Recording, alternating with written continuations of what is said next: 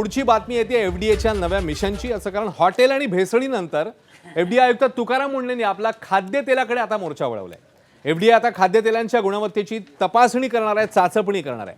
खाद्यतेलातली भेसळ, मुदत संपलेल्या खाद्यतेलांचं पुन्हा पॅकिंग असे गैरप्रकार एफडीएला आढळून आले।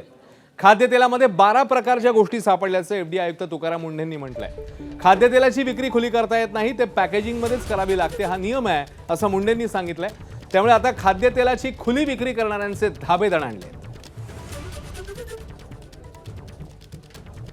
2011ला आपले फसाईचे जे ॲक्ट रूल्स आणि त्यानंतर वेगवेगळे रेग्युलेशन जे आले त्याचं कंप्लायन्स होणं, त्यानुसार लायसन्सेस असणं किंवा रजिस्ट्रेशन असणं, त्याच्यावर फूड प्रॉडक्ट्सच्या बाबतीत ज्या गाईडलाईन्स आहेत आणि रेग्युलेशन्स आहेत ते पाळणं आणि त्यानुसारच याचं प्रोडक्शन होणं आणि विक्री करणं हे अपेक्षित आहे।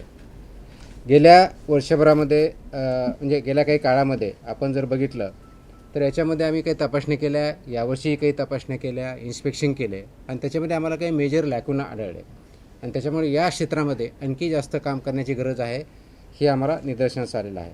आम्लमूल्य म्हणजे त्याला ॲसिडिक व्हॅल्यू असेल, औद्योगिक ट्रान्स फॅट्स जे आहेत त्याच्या मर्यादा ओलांडल्या, जेवढा अलाउड आहे, मॅन्डेट आहे, त्याच्या पलीकडे तुम्हाला वापरता येत नाही, त्या ट्रान्स फॅटच्या व्हॅल्यू जास्त असलेल्या ही आम्हाला आढळलेल्या आहेत। मोहरी तेल जे आहे ते अनधिकृत मिश्रण करतात, म्हणजे ज्याला अगोदर काही काळामध्ये ते मिक्सचर व्हायचं ते बॅन केलेलं आहे। फक्त आणि फक्त ॲज अ सेपरेट एंटिटी म्हणून तेवढंच विकता येतं, अदरवाईज ते मिक्सचर करून मोहरीचं तेल विकता येत नाही। तसेही मिक्सचर आम्हाला आढळले आहेत, that is also not allowed. तर याच तेलासंदर्भातले नियम आणि निकष काय सांगतात एक नजर टाकूया। काय आहेत सूचना? मोहरीचं तेल 100% मोहरीचं म्हणूनच विकावं लागेल। मोहरीच्या तेलात मिश्रण करता येणार नाही। खाद्यतेलाचे डबे पुन्हा वापरता येणार नाहीत। तळणीसाठी तेल पुन्हा पुन्हा वापरता येणार नाही। सुट्ट तेल विकत घेऊन ते विकू नका। पॅकेज तेल असेल तर सीलबंद आहे का याची खातरजमा करा।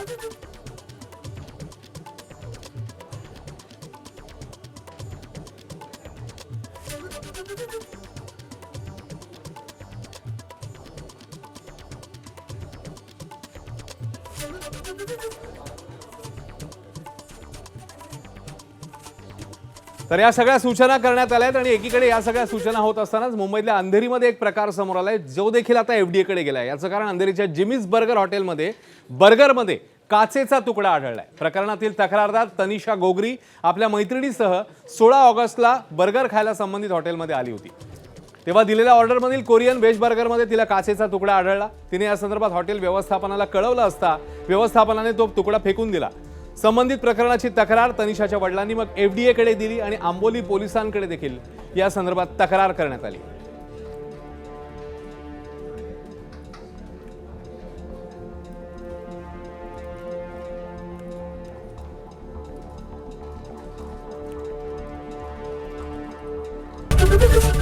एबीपी माझा, उघडा डोळे बघा नीट।